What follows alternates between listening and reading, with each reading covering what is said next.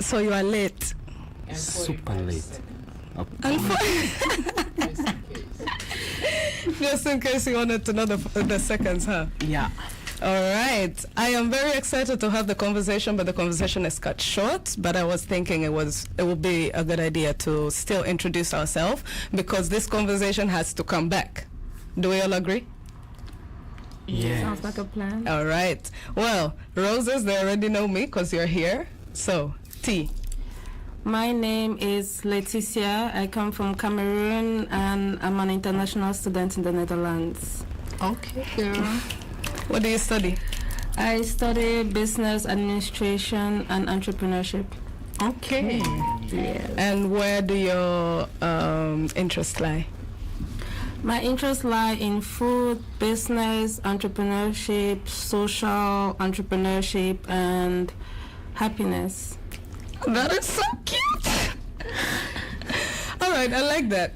Before we continue, let's introduce the next person. Mo. First ladies, please. First ladies, please. Ladies first. Okay. Do I have to do this Yes, in you- English? Yes, Oh Lord. Nou ja, bij deze that is not English. gewaarschuwd. My English is not very, very, very good, but we can try. As long I keep it in it French, I can survive it. But yeah, my name is Shilei, and it is my second time here with Roses. Welcome back. Thank you for having me back, and yeah, I can't wait. Do you even know what is going on here? No, I'm just here for the vibes. Okay, what? And let's also tell where are you from? I'm from Burundi and Rwanda, and I live in Antwerp. All right, and where did you grow up? I grew up in Holland, to be specific, in Gouda. All right, so that's cool. Next person. Right. My name is Kamayugi Muhammad Ali, and I'm from. So no. Say it again. Slow. Did you hear the power? All right. My name is Kamayugi Muhammad Ali, and I'm from Eastern Congo. I'm from DRC. Yes, grew up in Bukavu, and spend most of my time in Goma. So you speak Swahili? Yes. Unaongea Kiswahili? Naongea Kiswahili vizuri kabisa. Okay, umesema Goma, so na Bukavu, that's where my family from, so I'm Naju. Winston. And I'm a socio-political and human rights activist. I'm founder of African Refugees Collective in the Netherlands and the Free Congo movement. Mashallah. I hope you all heard that. Ja, zeker. Yes? What did you hear? Hij is een... She went back to Dutch. Hello. My English is not all the way there, but I heard everything that he said. Yes. And I love it. It would be nice to have a Dutch voice speaking. In between? Would you be able to understand? We'll go with the flow. Because he spoke in English and then I understood that part, so she could do the Dutch. No, I like that. Yeah. You are saving me and I like you. I like Vanaf nu, we are friends. All right. Well, I actually have an interesting question because we all love that we're all Africans here. So actually, we actually represent East and West, right? Mm-hmm. Yeah. Beautiful. So how did we meet? How do we know each other? With the group. Actually, Shirley is here for commentary. Letterlijk. It's more about Mo and T. Yeah. Okay. To me, Mo and T. So that means that already says that I know you people. How do we know each other? Who remembers? I think Rotterdam, an event. No, sorry, Amsterdam, an event. Afrodelics, Patrick Lumumba. Yeah. Yeah, Actually, and for then me, you meet had at a the, speech. it was Melkweg. Yes. Yeah. I remember you guys That were is sitting Prem's in spot. front line, and then just I came out, I asked her, can I sit by? And you was like, yeah. You're not, sit. No. y'all are not telling the Jews. Let me tell the Jews. Let me tell y'all how it. Tell me that. So, how I met T. I was at. No, we will tell all the liquor stories, right? So, how did I meet T? T, I met her while I was hosting at Africa Dag Festival. She was wearing a pink afro. I was like, oh my days, who is that? I don't know. She was amazing. That's why we're all confused why her hair is black right now. Yeah. Okay. Literally. That's why- Black is a color, and it should be like flowed on and expressed and showed all the beauty it has. She got 2 pictures and she's happy now. She's a black queen. Show The them. black is nice, but just because it's nice doesn't mean I have to like it. But it's nice. It's very nice. But yeah, she was wearing a pink wig. That was literally the vibe. And then I had gray, You had blue and green. blue and green. Yeah, you had blue and green. So then we were like, I like your hair. I like your hair. Okay, cool. Let's exchange numbers. That was literally It's it. echt Prem's thing. On another day, Very quick. literally very quick. And then on another day, she was like, yo, I saw a documentary and some kind of event going on in Melkweg, and I bought us tickets. We need to go. Ooh, I was like, energy. okay, Energy. cool. And that's where we were sitting. No way, you guys were Literally. swimming, you know, it looks like you know each other for 10 years, for past 10 years. Oh, like. And you were just hanging around. No, we had known each other Oh. from that 1 year, 2 years. Not even a year, I think. When was 'Cause now- the 2020 last year? Yeah. The Afrodelics. Yeah. I think so. The I think 2023. 2023 That's when I met you. after Corona. Yes. Then we had our first Africa Dag Festival again. That's when you were working. Yeah. And then when the show was there, she literally just hit me up, and I was like, okay, let's go. And then we were seated there. What did I tell you when he literally came and sat next to me? What did I say? I don't remember how you put me on the spot right now. I was like, I feel like he has something to do with it. I feel like he is Oh going to say yeah, well, we something. just sat down at the beginning, the first sits. Yeah. I was like, we need to talk to him. Something told me we need to talk to him. And then Yeah, I later, remember sitting there and you asking, but are you part of it. part of this one? I'm like, yeah, I'm just a guy here like you. that's literally what you told me. I was like, you're lying to me. I looked at my friend, I was like, I felt like he's lying to me. And then we were sitting there, we were watching it, I was getting angry. And then he casually stood up. Yeah. So, let's tell our listeners what the documentary actually was about. Actually, it was about Patrice Lumumba. And for me, like, Patrice Lumumba is a person every single, like, young African, youngsters we should carry in mind, because we need to have suddenly call in our energy, which one addresses on something straight to the point. And Patrice Lumumba just represents an kind of man we're hoping to see an African man. I would say like that. So for me, Let's talk about him. That is my favorite subject. I feel like all Africans right now are just reunited. You don't even need to explain anything. You just need to say Ibrahim and everyone is like, yeah, actually, that's right moment, because you know, like this man like Patrice Lumumba, they didn't have this kind of momentum to have youngsters to give them their voice, yes. to receive that really typical contribution of grassroots of the community, really, because there was this lack of communication, there was this lack of intellectual people to understand. Actually, when Sankara was standing in African Union telling Africans, hey, we don't need to pay to IMF, they have paid themselves for couple of decades ago, they already paid themselves. We don't need to pay really IMF.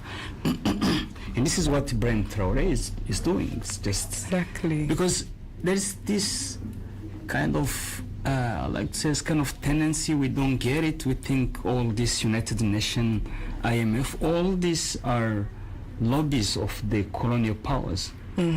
So that's why you see in West Africa, you got the 14 countries which one are under Franc Treaty, where France is stealing above 400 billion a year from just having reserves of these people, and these people own a couple of percentage of their own deposit in central bank. So, and now we got this technology, then we call Congo, we got the cameras, so we know all this material coming from. So this is all things are coming together. But how are we young people seeing that actually time is flying and we have very short period to mastermind the system, and we're going to be responsible for all And of this is why I wanted you here on time, eh? You see yourself? You see yourself? Okay. You got me in a hook. I got you there. Listen, you know what I just realized? A small difference. When we just met, right? We used to have a lot of like conversations and to sit down and we're like, what are we gonna do? How are we gonna talk about this thing? How are we gonna move? How are we gonna be like expressing all our voices and what we want to change, what we want to see the youth to do back home here, supporting our own, right? Right. Now look at it, maybe like a year, actually a year, because we haven't seen you in over a year. That's true. No, we catch up. Yes, but that was the like metro 2 that's seconds. just 2 seconds. And Yes, and then we moved on. Just But now look at us. What are we doing? no, we're doing it. We are talking. That's why I want this conversation. It needs to be live. And then on top of that, we have Ibrahim right now actually giving us the hope. Remember the conversation I was like, yo, we are all thinking good, but who is going to unite us? What is going to bring actually like the Western African young people, youth people, to connect with the young Africans in Africa that think the same way? How are we going to connect all of that? And now, through social media, through Ibrahim, the way he's changing the world, like what you're saying, the youth feel so empowered that you see everywhere. Everyone is talking about it. I can be in Asnode. If it's an African man, we're talking about Ibrahim. If I am anywhere, and you know me, I was hosting, so I was there. Yeah, I want this superhero. Because we have to give him the credit, you know. He is literally right now moving what we were talking about. Now that we are talking, that means we are going to do. Right? Oh, That's right. That's right. So I hope, we're going to keep this guy safe, because this is what African we've been repeating always. We get the great leaders, we can't protect them. And we strike them. Yes. But now what I'm seeing, at least you'll need to correct me if I am wrong, right? What I'm seeing right now is exactly also why we need the youth.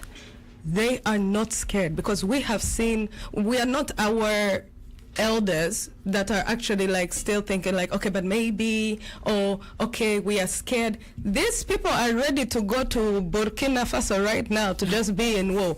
They're like, I'm ready to give up. I've seen literally doctors giving up their stuff abroad to go back and start working in that country. Actually, people in diaspora, they're repatriating to Exactly. to Burkina Faso. Exactly, So to many. keep him safe. So many. They have the So that they can show the other leaders, Yeah.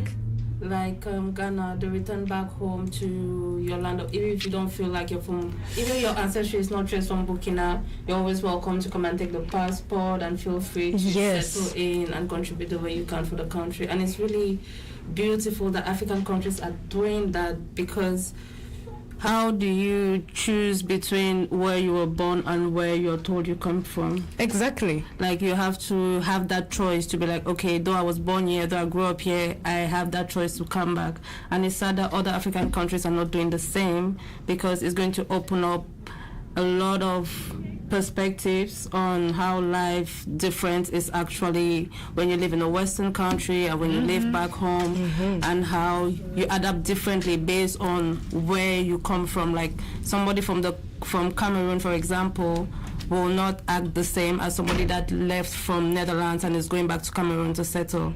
So all that difference in perspective will bring in innovation, creativity, and it's going to be good for the country, like especially those who are coming back to share their story, what they went through, and those who stayed, what it was like, because we are being told different perspectives all the time from the mouth of the colonizers, but we don't tell ourselves our own story, which is really sad. And it would be nice to have a change have a bridge in between where our ancestors went to and those who stayed back on the land. Yeah, that would be really beautiful. Exactly. You know what saddens me? That's why I feel like this movement is really good. I'm tired of seeing like people actually educated, because one thing that we value as Africans a lot, because you will find it in any country, it doesn't matter. Your child has to be educated. After studying, you have nothing to do. What do they end up doing? Going and doing this education was made for something else. It was made just to indoctrinate ourselves from our uniqueness. So people doesn't think. People they are programmed. They're called to be just programmed, and in the end, when they got to what they've been programmed for, wow, there we go. So we need to understand that all these things around us, they are built just to control us. It's a weapon being used to control us. And then how do we free ourselves from being controlled by captive? Because every generation have a system running it. Our ancestors went through slavery, they went through colonialism, we got through neocolonialism, we got through imperialism. But how do we build really a strong bridge? Which one allows us to walk away safely and we don't get contaminated from this old stuff? Because it's so much. Yesterday I was talking with the students from encampment from Amsterdam University. They were going to free their friends at the Arena police station, and I was asking them, why you find Palestine very interesting? I'm like, you're from Germany, you're from England, you are Dutch. Why you find Palestine very important? Then actually Congo, which one empowers those machines you are having, allows you to communicate this far, to plan and execute very quickly. Why Palestine become that much interesting? It's not about Palestine shouldn't get support, no. 10 years ago I used to organize demonstration of Palestine in the Dam Square. I carried their flag for too long. But it became where it's become like it's a trend. And this is what we need to avoid. We need to avoid that system build the blind spot where a nation will lose a really high number of people, and it will lose its own contribution to this world based on how system build a blind spot. So when it comes like to what is happening in Africa, the Africa is trying to revolt. If you remember, after Second World War, it took us 20 years, and everything we build into 20 years, it ends into 70s. That's when we get the 21 coups. Kwame Nkrumah, Keita from Mali. So all important people who were trying to bring determination and create a new way of Africa, because anytime Africans people, we are still have this nationalism based on colonial establishment, we will take is one step forward, a 2 step backward. And that's what benefits the colonizers. We know that Congo is bigger than Western land. How is that possible that a 370 million population are able to penetrate 1 billion population? 30 million kilometers square to few kilometers square of the continent, just equal to Congo, above 3 million square. So how is that possible? Because if we use the numbers tell the truth. doesn't show really that result, which one would say, hey, but how can we pin out this old system, keep dragging us back, one step forward, two step backward? We're busy doing it. And that's why you see Ibrahim Traore become really light in the darkness, because we are missing people like Ibrahim Traore in 54 states, sovereign. How is that possible that in all this sovereign we can go through every single, if you understand how African geopolitics it's built? But I have a question. Yes, please. If you look at, and this is like the closing question as well, because we need to continue this conversation another day, but I need an answer from both of you. If you look at Ibrahim Traore and the movement that he's doing, right?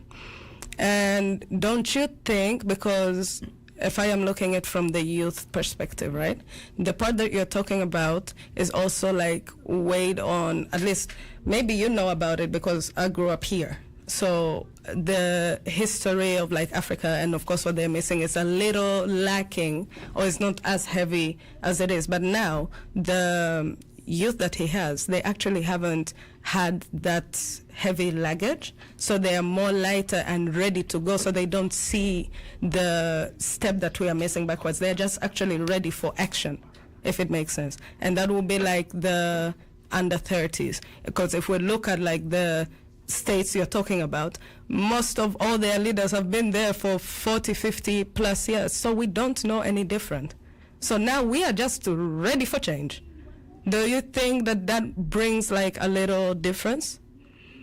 Do you all think? For me, I think it brings bigger difference, because Africa has youngest people on the continent. And